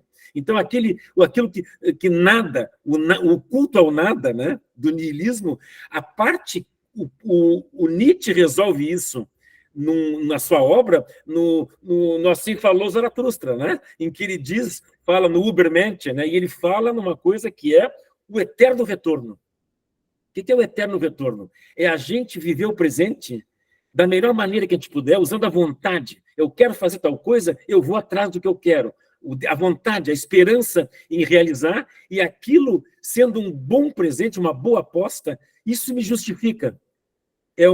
Digamos, o eterno retorno do Nietzsche, que é uma coisa parecida com essa necessidade que o Proust revela na obra de que, para quem, digamos, não acredite na ressurreição, na ida ao paraíso pela via da religião, que a arte pode ser uma maneira da gente se, digamos, eternizar, não é? Mas a vida do Proust não foi tão fácil como a gente olha hoje e tem esse culto ao Proust, né? O Proust é talvez o escritor francês mais biografado. Não é o mais publicado, mas é o mais biografado. Mas esse culto ao Proust é uma coisa posterior. Como o Proust escreve a sua obra e ganha o Goncourt em 19, com uma obra que era um capítulo falando das meninas que iam para aquelas praias chiques, onde a alta burguesia e a aristocracia veraneava, etc. e tal. Como que alguém vai ganhar um prêmio Goncourt, e ainda por cima, um homem de família rica, e não é alguém falando sobre os mortos na trincheira?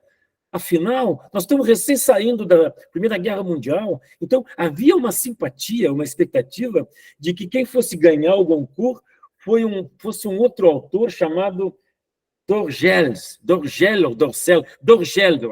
que escrevia sobre o soldado francês morto na trincheira.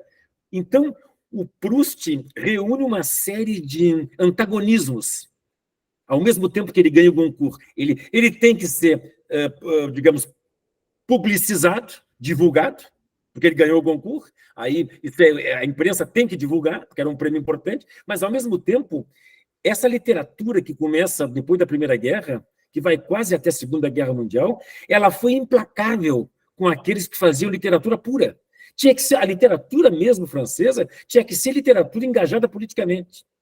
É a literatura daquela revolta, aquela literatura mais que vai terminar no Sartre. O que o Sartre falou mal do Proust não tem precedente. É impressionante o que a gente lê dos esculachos que o Sartre fala sobre o Proust.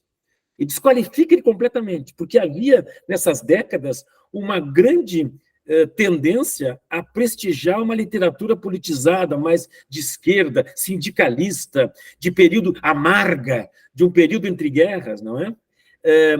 Então, o Proust é marcado, como diz o gaúcho, na paleta, pela intelectualidade francesa, da literatura, dos editores.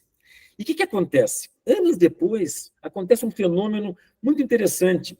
Vários intelectuais começam a se reaproximar da obra do Proust, Malraux, vários outros, e começam a olhar aquilo, meu Deus, isso aí é altamente sofisticado.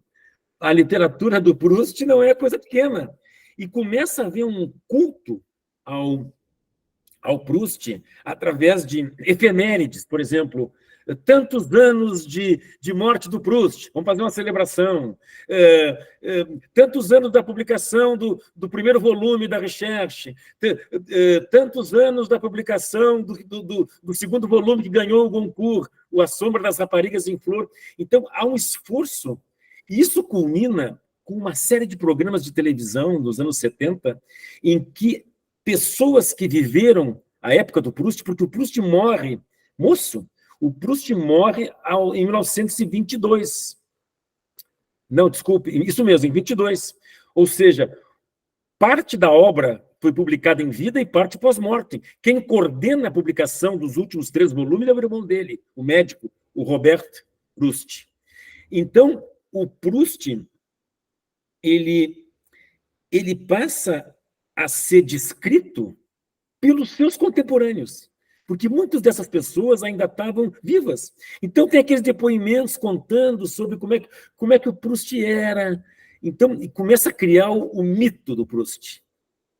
O mito do Proust é o resultado dele o resultado da editora, porque a Nouvelle Revue Française passa a ser a Gallimard, que é a grande escritora francesa de muitas décadas, né? Gallimard é uma grande editora, que é, na realidade, um desdobramento da Nouvelle Revue Française, com os mesmos editores. Aí o Gallimard entra e expande a parte editorial, mas eles acabam promovendo todas essas comemorações, 50 anos da morte, 60, por exemplo, nós comemoramos agora até no Brasil, né?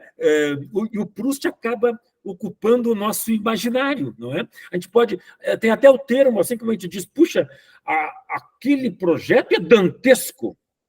Isso é uma coisa que Dante tem a prerrogativa para escrever a Divina Comédia, é uma coisa grandiosa, né? Dantesca. Quando a gente quer dizer algo assim meio intimista, confuso, kafkiano, né? Agora, quando a gente quer falar assim uma coisa rebuscada, proustiana. Por quê? Porque o Proust tinha uma literatura... Vocês podiam me perguntar, mas só um pouquinho. O Proust não viveu na mesma época que o James Joyce? Ele até conheceu o Joyce era um pouquinho mais moço que ele. Se encontram numa noite, num jantar, ele nem olha para a cara do Joyce, o Joyce estava bêbado, ele manda continuar com o táxi e nem entrar na casa dele com os amigos, mandar levarem o Joyce embora. Isso é dito textualmente pelo Jean Cocteau. E o outro que era da mesma época é o Kafka. Então, puxa, por que tem gente como eu que se atreve a dizer que acha que o Proust talvez seja o romancista mais importante do século XX, tendo convivido com o Joyce, que escreveu Ulisses, né? E com o Kafka, que tem uma obra impressionante, né? É porque o Proust tem uma literatura do ponto de vista estético. Se a gente usar um critério de beleza, o Proust consegue usar a palavra e transformar em beleza, descrevendo metáforas por escrito que são coisas textualmente muito bonitas. Por exemplo, quando ele vai descrever uma relação sexual e uma penetração, ele fala dos galhos de uma árvore que vão entrando pela veneziana e vencem a veneziana, por exemplo. Quando ele vai falar do código entre dois amantes, o do Swann, não é? Com a sua amante, ele dizia assim, faire caclear, que era porque quando ele vai beijá-la pela primeira vez, ele tira uma catleia do peito da amante e começa a beijá-la numa carruagem. Então, ele usa muitas metáforas de botânica, de obra. O que tem de citações de obras de arte? Parece o Dante na Divina Comédia, aquela riqueza, mitologia, filosofia. A gente encontra... A gente pode, se a gente espremer o Em Busca do Tempo Perdido, a gente vai encontrar, talvez, tudo de importante que aconteceu na literatura anterior ao Proust. De alguma maneira, ele encontra uma condição de citar. Outra coisa muito bonita, até nesse sentido, o Proust era tão visual no seu texto que o Picasso e o Jean Cocteau diziam que ele não era um escritor, ele era um escritor-pintor. Bonita figura, né? Um escritor-pintor. Bom, eu estou quase terminando, eu sei que eu estou me passando aí no tempo, vocês me perdoem, mas eu queria só dizer umas 2 ou 3 coisas. A primeira delas é que tem algumas coisas especiais nessa obra. Ele cria 3 personagens de artistas. Ele cria o Bergotte, que é um escritor, que no fundo eu acho que é um alter ego dele próprio, não é?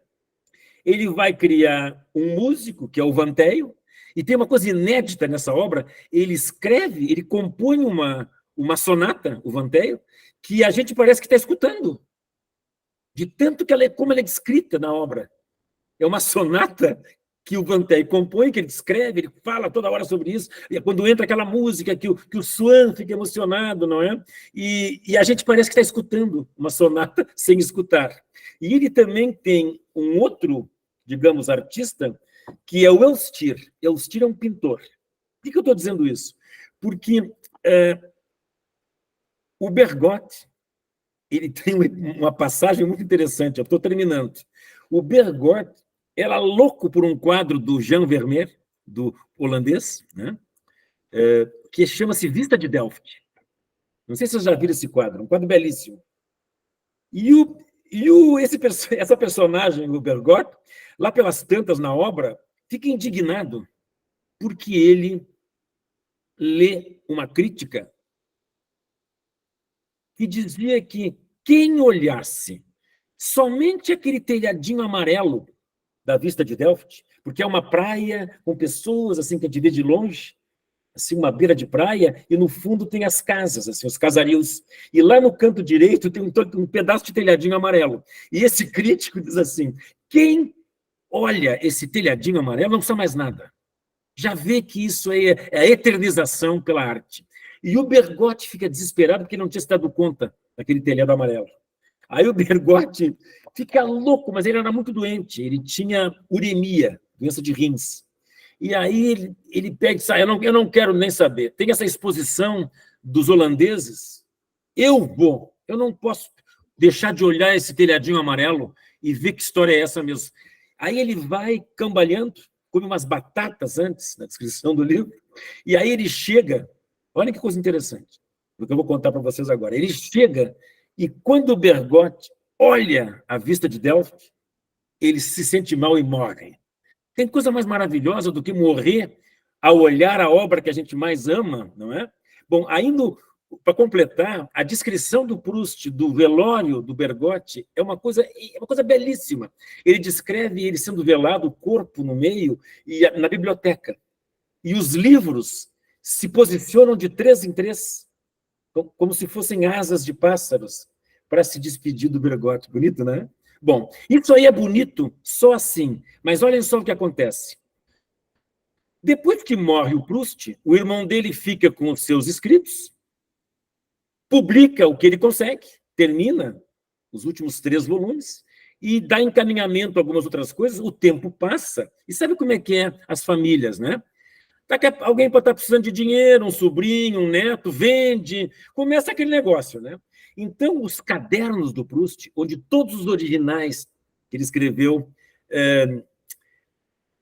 estavam disponíveis, ficou meio dividido. Uma parte ficou precocemente, foi deixado com a Biblioteca Nacional francesa, outra ficou com umas sobrinhas, depois com a sobrinha neta do Robert, o irmão dele. Bom, e aí olha o que acontece.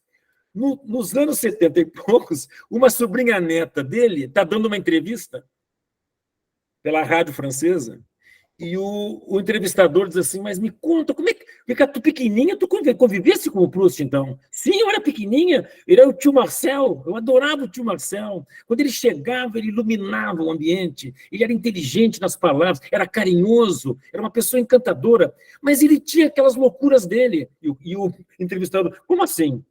Não, olha, vou dar um exemplo. O tio Marcel estava muito doente já do pulmão, porque ele tinha aquela asma, ele tinha infecções pulmonares de repetição, ele tomava não sei quantos remédios por dia, as receitas do Proust são intermináveis, isso estava na exposição, tomava 20, 30 remédios, era adito a drogas, né? Porque ninguém sabia como tratar a asma, ninguém sabia o que era asma. E aí ela pega e diz assim, a sobrinha neta: vou dar um exemplo para vocês, ele era louco pelos pintores holandeses, adorava o Jan Vermeer, adorava a vista de Delft. Aí o entrevistador já parou. Aí, sabe que uma vez ele estava muito doente, tossindo, e disse que ia porque ia numa exposição em que tinha dos pintores holandeses, e que até a vista de Delft ele não podia perder. E aí o irmão dele diz: mas não, de jeito nenhum, tu não pode ir assim, tu não tem condição de sair, não tem, mas de maneira nenhuma. Eu vou, porque eu vou, porque eu vou. E ele vai com 2 amigos e passa mal na frente da vista de Delft. E vai para casa. Olha que interessante isso. Olha que coisa linda.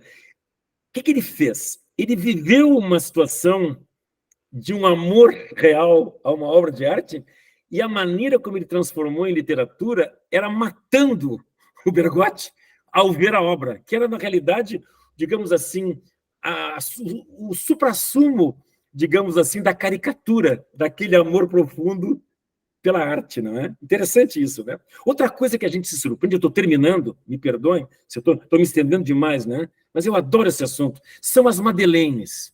Porque quando a gente fala Marcel Proust, a gente fala em Madeleine, não é verdade? As madeleines, na realidade, elas não eram madeleines. Essa história da Madeleine no chá é um recurso literário que só recentemente se descobriu que não era o original. Porque a obra do Proust está tão imbricada com a vida real, que tem gente que fala, por exemplo, na tia Leonie, como uma tia real, mas nunca existiu a tia Leonie. Ele tinha a tia dele. Ele deu Leonie, o nome é uma tia na obra. Ele é uma cidade real, onde ele passava a infância. Ele cria uma cidade imaginária, onde ele passa as férias com a família, não é? A parte onde ele passa na praia, onde ele escreve parte do segundo volume, provavelmente deve ser Deauville, aquelas partes do norte, né, da França, mas então isso está tudo muito misturado. Tem gente que às vezes fala sobre Proust, que eu vejo, que mistura o Proust da vida real com o Proust da obra. Mas isso é bonito até. Isso eu acho que é o desejo final de um autor, né? Que a sua obra se misture com a realidade. Bom, e as Madeleines, por que eu estou dizendo isso? Quando o resto dos cadernos do Proust foram entregues à guarda do Jean-Yves Tadier, que é a pessoa que tem hoje, digamos, a tutoria da obra do Proust, é um grande estudioso do Proust francês, Jean-Yves Tadier. Ele é que na Biblioteca Nacional da França tem o controle, ele é que empresta ou não empresta, quem é que vai estudar isso, quem é que vai estudar aquilo. E quando eles começaram a vasculhar esses cadernos, se viu que o Proust descreve uma história que ele está chegando em casa numa noite fria, chuvosa, ele já adulto, doente. Quando ele entra em casa, a secretária diz, não, toma aqui um chá, tu vai te sentir melhor, e dá umas torradinhas para ele. Quando ele molha a torrada no chá e bota na boca, imediatamente vem à mente dele uma imagem que é uma mistura de odores, de gostos, que é o que ele vai chamar, digamos, depois, até os médicos dizem, a memória proustiana. É uma forma de registro que o nosso cérebro faz. Olha que interessante o Proust ter se dado conta disso quase que em paralelo com a medicina. Ou deve ter ouvido de alguém também, que ele convivia com muita gente de várias áreas, né? Que nem o Kafka convivendo com Einstein numa reunião. Claro que a teoria da relatividade entrou um pouquinho no tímpano do Kafka, né? Então o Proust pode ter ouvido alguma coisa, porque essa via nervosa de registro de aromas e de gostos, ela vai pelo nervo olfatório e pelo trigêmeo para uma região diferente do cérebro. É outro tipo de memória. Por isso que quando o nenê vai mamar, ele acerta o bico do seio da mãe, não só nos humanos, mas em qualquer espécie animal. Olha um bichinho mamando, ele não precisa aprender. Ele tem uma memória instantânea de aromas e gostos e vai direto no seio. É por isso que os animais sabem se defender de um predador, sai correndo muito antes da gente, porque eles sentem o aroma, o odor, quer dizer, do predador. Então, é uma via muito preservada na evolução dos mamíferos, essa via dessa memória que se chama involuntária. O Proust dizia que é muito mais interessante, do ponto de vista de uma sensação a ser descrita, essa memória que vem instantaneamente, que não passa pela razão, não passa pelo cérebro. Então, ele trabalha a figura desse momento dele botar essa torradinha no chá, adulto, e acaba... Aí a gente vê nesses cadernos que ele começa a testar um biscoitinho, até que ele chega na Madeleine. Se vocês olharem uma Madeleine, encerrando, a Madeleine é uma concha. A primeira coisa que quem gosta de arte vai se lembrar é do Botticelli, né? O Nascimento de Vênus. Aquela mulher linda que sai daquela concha enorme. Se vocês forem a um campo de futebol em Buenos Aires, assistir River e Boca, vai ter alguém que vai usar um palavrão sobre a mamãe do seu oponente, que também fala sobre esse objeto marinho, não é verdade? Vocês estão me acompanhando? Não? Eu sou um homem muito educado. Tem um termo baixo, em espanhol, chulo, portenho, que é aludindo a uma concha, não é verdade? Como se fosse um órgão genital feminino. Então, o Proust fez um trabalho literário. Olhem que bonito isso. Ele pega algo que está amorfo, ou numa forma natural, e ele transforma isso num produto belo, num produto literário. Então, terminando, eu queria dizer para vocês que eu acho fascinante a leitura de Em Busca do Tempo Perdido. É uma obra difícil, tem talvez os parágrafos mais longos da literatura, não é? Eu acho que, em termos de desconforto para o leitor, ele só empata com o James Joyce, no Ulisses, com aquela maneira de escrever. O Saramago tenta um pouco fazer isso, usando uma linguagem um pouco pontuada, não é? Como a gente pensa, mas o Proust faz isso, mas de um jeito, de uma beleza, de uma elegância. Ele tem frases belíssimas assim nessa obra. Então, eu queria concluir dizendo para vocês que, ainda que seja uma questão de opinião, eu acho que o Proust pode, talvez, não ser o maior romancista do século XX. Ele pode ser tão bom quanto Proust, quanto Joyce, ou algum outro que vocês queiram, mas ele é certamente o autor que mais deixa patente o esforço em tentar transformar um texto literário em algo belo. Porque ele dizia o seguinte, que a vida, o cotidiano das pessoas, o dia a dia, infelizmente, é muito chato. Isso o Nietzsche já dizia também. O Nietzsche dizia que a arte é uma maneira da gente se defender da morte. É verdade, né? Então, o Proust dizia que o dia a dia é muito chato, e a nossa obrigação é, de alguma maneira, adorná-lo. Ele dizia que o texto literário dele era uma tentativa de colocar penduricalhos de beleza em cada parágrafo. Eu acho que era isso, vocês me perdoem. A minha mulher sempre diz que eu falo demais, mas isso aí faz parte. Não se preocupe com o tempo, porque nós não tivemos nenhuma reação no sentido de tentar frear. Né? Ou colocar como é que se chama esses como é que se chama? Que eles entram nos programas e acabam com o negócio? Como é que tem um termo esse? Agora me fugiu o termo. Quero lhe confessar que o senhor está falando há 1h30. Né? Puxa, desculpe, vocês me perdoem. Não. Vocês me perdoem. Nós não vamos lhe perdoar. Não há motivo para perdão. Sabe quando vai alguém na minha casa? Nós é que fomos agraciados. Quando alguém vai me visitar, a minha mulher diz assim para mim, Gilberto, tu vai me prometer de novo uma coisa. Não aluga a pessoa para mostrar os teus livros. Porque é uma coisa, é meio que uma compulsão, porque a literatura é uma atividade muito solitária. Vocês não concordam? Literatura é uma coisa solitária. Então, quando a gente encontra almas gêmeas como vocês, infelizmente, deu 1h30, me perdoem, tá? Isso é completamente antididático. Nós só notamos agora, quando estava chegando ao final, porque a exposição foi uma demonstração de quem tem uma paixão por esse autor. Né? O seu domínio, a fluidez, né? torna essa exposição tão instigante que a gente não vê o tempo passar. Parabéns. Quero lhe perguntar qual é o tempo que o amigo tem agora para nós fazermos um fecho. Eu estou à disposição de vocês. Daqui nós vamos jantar, eu e minha mulher, daqui uma meia hora. Então, eu vou perguntar para os amigos. Vamos fazer perguntas. O Eduardo Fará já está inscrito. Então, vamos lá. Fará, com a palavra.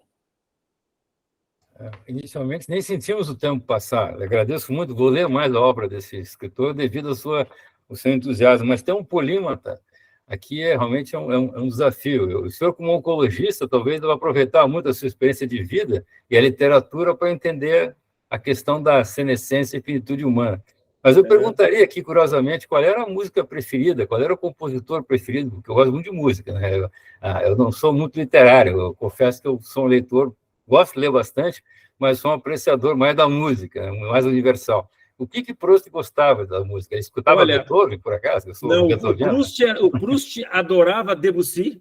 Imaginei, só podia ser. Saint-Saëns, acho que César Franck, esse tipo de música. Uma coisa com aquela delicadeza. Até nós, na exposição, fizemos um fundo musical a partir desses músicos. Isso é interessante, essa pergunta, porque tem uma diferença do Proust para a maioria dos autores, até ele, que tem a ver com isso. Quando a gente olha um romance qualquer que a gente abra, em geral, ou até o Proust, o hábito era que no começo do romance, o autor apresentasse as suas personagens. Havia uma descrição de quem era quem. O Proust constrói o personagem que ele é mutante ao longo da obra toda. A gente não sabe bem o caráter, como é que vai reagir a pessoa. Por quê? Porque o tempo tem esse efeito corrosivo, segundo Proust, não é? Então, a construção das personagens de Proust é algo muito, muito cuidadoso. Por exemplo, quando a gente olha... mas em quem que o Proust se inspirou para fazer o Vinteuil, que é esse personagem que era um músico, que fez a sonata do Vinteuil.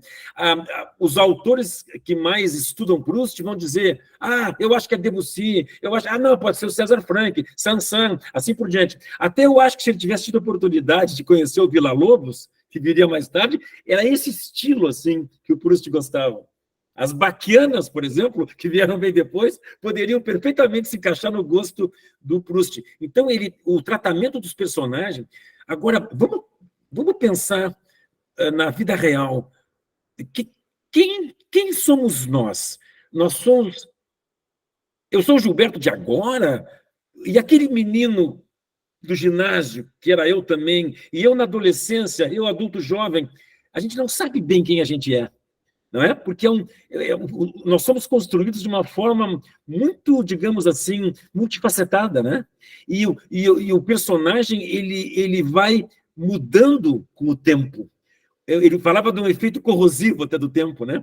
Então, os personagens para Proust são construídos ao longo da obra e termina a obra e a gente pode não ter um personagem com uma identidade própria formada. Então, essa é uma diferença até que alguns críticos falam do tratamento das personagens do Proust e em relação a outros autores. Existem estudos até em que pegam cada personagem principal, digamos, da obra do Proust e fazem uma lista das pessoas que ele conheceu da vida real. Claro que algumas pessoas vão dizer que também ele tinha por trás, falando em música, Eduardo, claro que ele vai, obviamente, vai ter influência de quem pensou em arte total, né? Se pegar, por exemplo, Wagner, né? Certamente Wagner é muito anterior, mas Wagner impregna o imaginário musical do Proust. Por quê? Porque o Wagner foi talvez o primeiro de uma forma conceitual, dizer é muito mais bacana fazer arte através de várias manifestações ao mesmo tempo.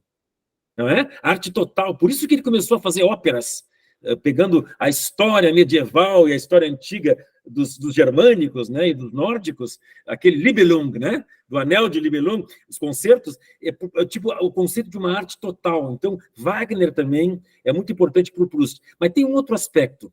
O Proust foi uma das pessoas na literatura que mais precocemente, claro que na filosofia outros disseram, dizendo que a música é a forma de arte que nos toca mais profunda e instantaneamente. Por exemplo, que o poder da música é diferente. Por exemplo, e isso é explorado de forma inconsciente ao longo da história da humanidade. Se vocês olharem como a Igreja Católica usou o canto nas liturgias das missas, é porque a música era estudada na cultura greco-romana como uma virtude. Uma virtude.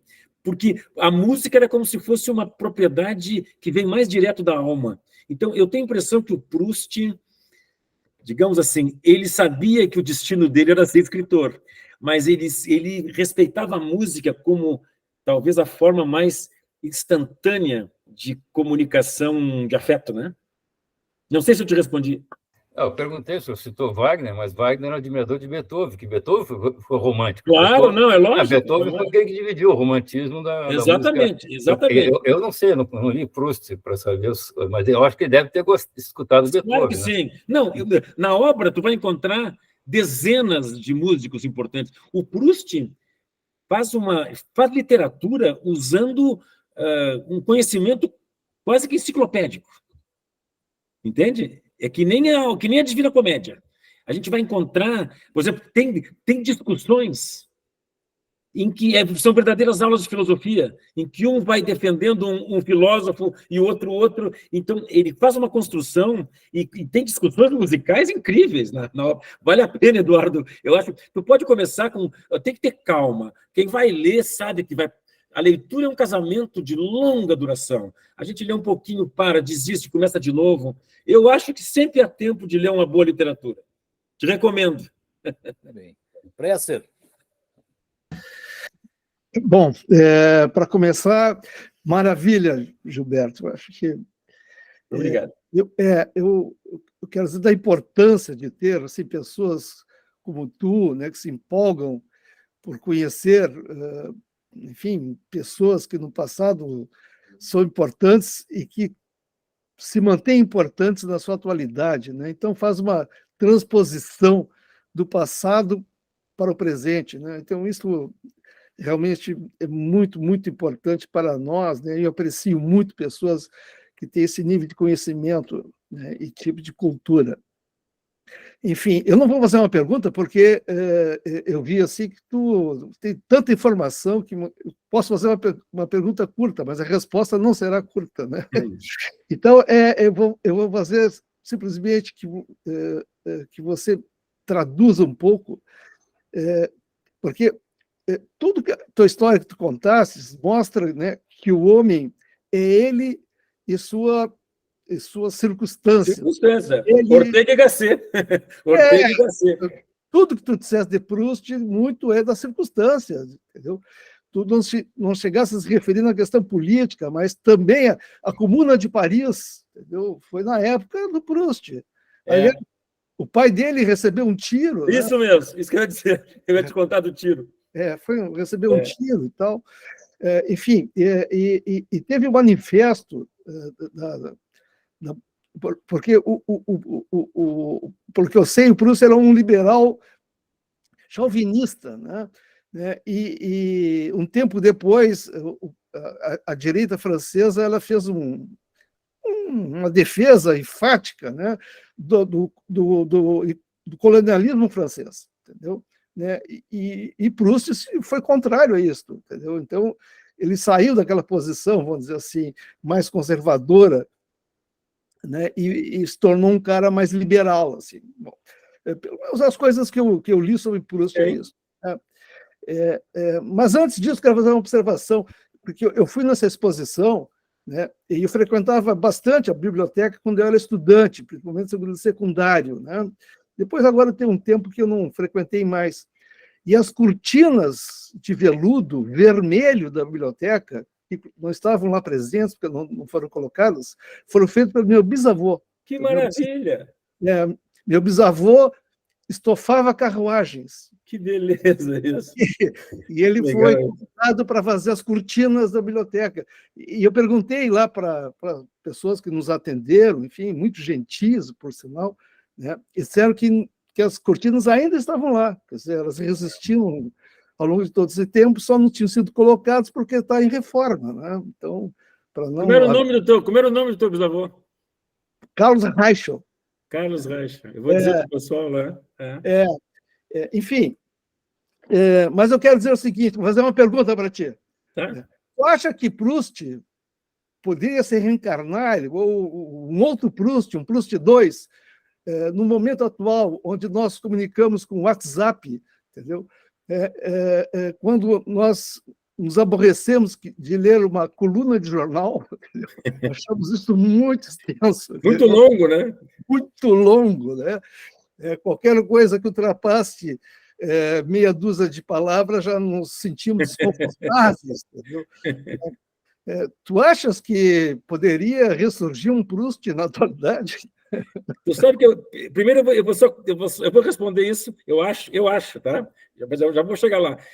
Sabe que a Comuna de Paris acontece no ano seguinte ao término da Guerra Franco-Prussiana, que é 1871. E o que aconteceu? O Proust nasce em Auteuil. Auteuil era uma região de chácaras, fora de Paris. E hoje é incorporada à cidade de Paris, é como se fosse um distrito assim, de Paris. Por quê? Porque ali, como tinha a Comuna de Paris e estava uma desorganização, até o pai dele estava saindo de um hospital e tomou esse tiro, né? A mãe do Proust, a Jane Bailey, ficou muito assustada. Como é que ela estava grávida, né? Como é que ela ia poder dar uma garantia para essa gestação? E aí a família opinou que eles ficassem nessa chácara de um tio dela, que era em hotel, porque ali, como é uma chácara, tinha comida, tinha aves, tinha leite, aí ela podia se alimentar melhor. Então, o Proust, quando nasce, né, porque ele nasce ele tinha, digamos, ele vai ter 1 ano, naquele mesmo ano, né, um pouquinho mais jovem, porque ele nasce praticamente naquele período.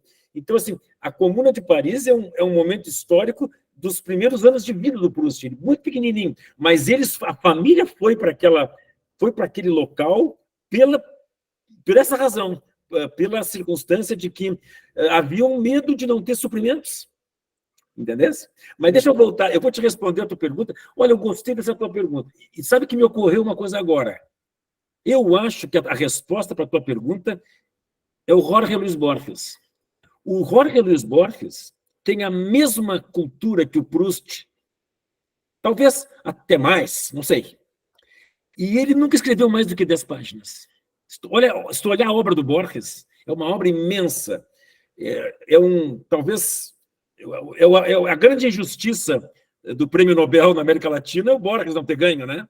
Porque é uma pessoa de uma importância impressionante.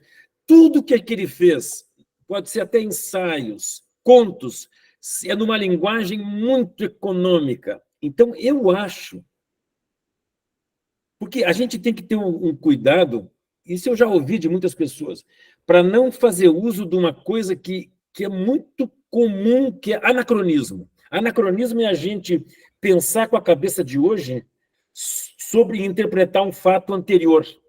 Eu tenho a impressão que quando alguém olhar daqui a não sei quantos séculos esse nosso período, eles não vão achar ele muito diferente de períodos anteriores. Assim.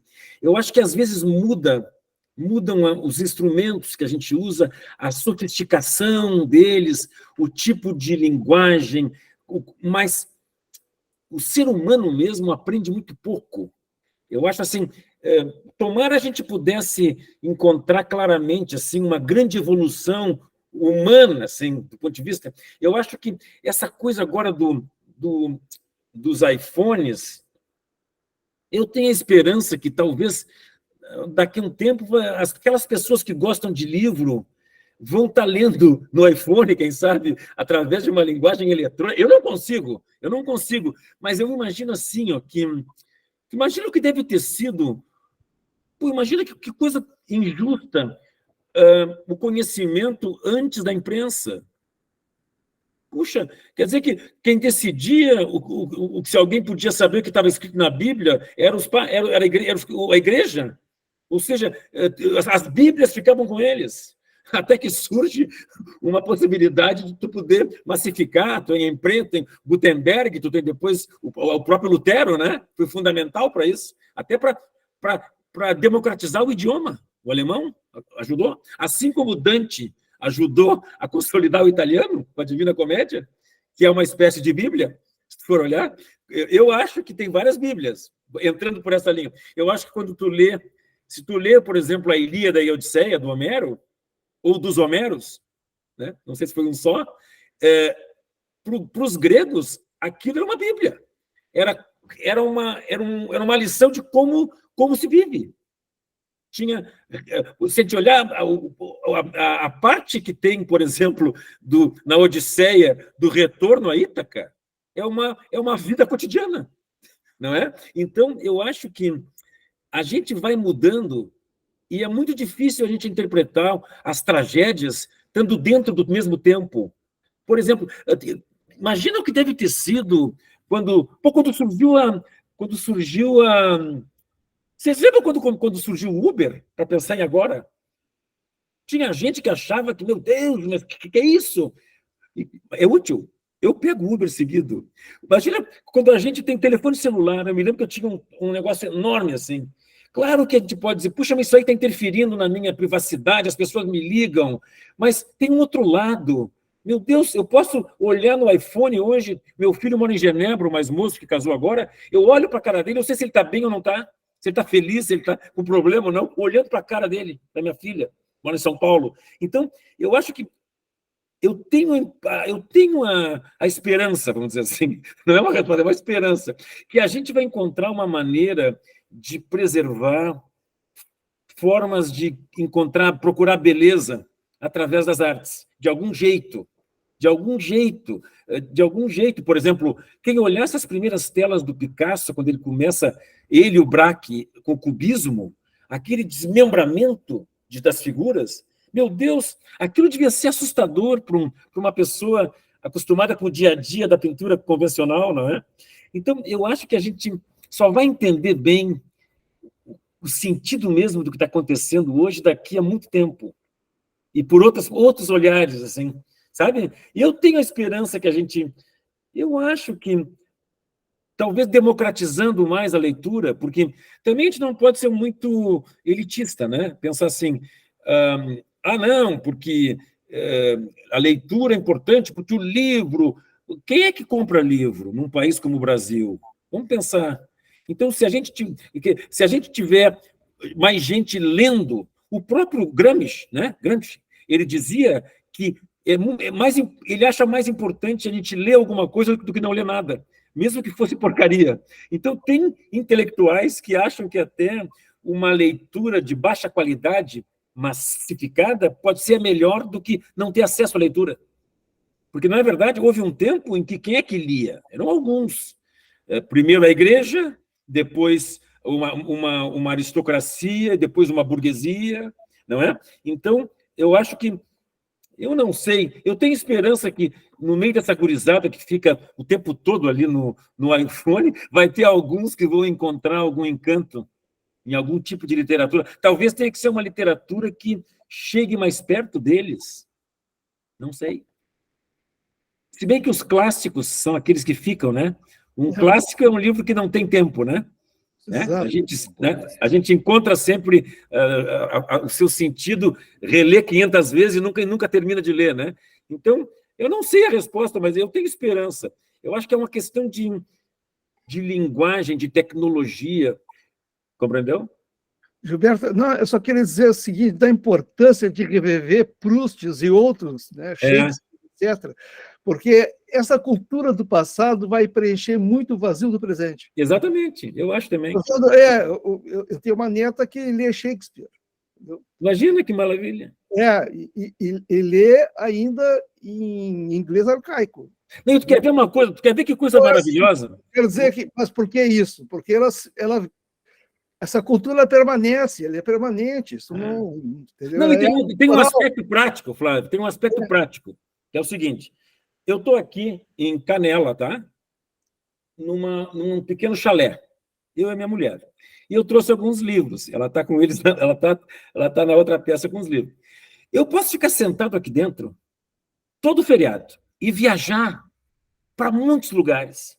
Além de viajar, sem sair do meu lugar, através de um livro, eu posso fazer uma coisa mais maravilhosa do que isso, Flávio, que é viver vidas que eu não vou poder viver. Como a vida da gente é muito curta, infelizmente, isso é uma droga, né? A gente poderia fazer tantas coisas mais, né? O livro é uma aventura em que a gente mergulha e vive vidas diferentes da nossa. A gente pode ler, por exemplo, uma mulher que talvez nunca pensou em ter assim amantes, ela pode abrir, por exemplo, Madame Bovary e se deliciar sem nenhum problema assim, familiar. Então, assim, o livro é uma coisa maravilhosa porque ele permite que a gente viaje, a gente amplie horizontes. Ele não melhora ninguém, viu? Eu já vi cada gente culta que fez horrores. Por exemplo, Céline, que talvez tenha um dos maiores textos franceses, era um ser humano deplorável. Mas não vem ao caso. É a questão do Contra Saint-Beuve, daquele livro do Proust, né, que a biografia não tem a ver com a obra. Então, assim, eu acho maravilhoso, por exemplo, a gente falou da biblioteca pública. Tu entra numa biblioteca, eu olho às vezes uma biblioteca, isso aí quem disse bem acho que foi o Borges. A biblioteca é um cemitério. está cheio de cadáveres que a gente pode fazer ressuscitar. E, às vezes, a gente nem precisa abrir, é só a companhia daquele morto, é que nem visitar alguém no cemitério, só para ter aquele calorzinho do pai da gente que já faleceu. Às vezes, eu tenho livros na biblioteca que eu nunca abri, mas eu adoro saber que eles estão ali. Talvez um dia eu abra, mas o fato de eu não ter lido não tira a magia do livro, né? É verdade. Muito bem. Nós vamos encerrar e queremos expressar a nossa gratidão ao médico Gilberto Schwartzmann por essa instigante palestra. Agradecemos a participação de todos e brevemente nós divulgaremos a próxima live. Amigos, nossos trabalhos estão encerrados. Desejamos a todos uma boa noite. Um abraço. Um abraço para vocês. Obrigado pela honra do convite. Parabéns, Gilberto. Muito obrigado a todos. Parabéns, Gilberto. Muito honrado. Excelente. Um abraço para vocês. Muito obrigado. Uma boa noite. Obrigado.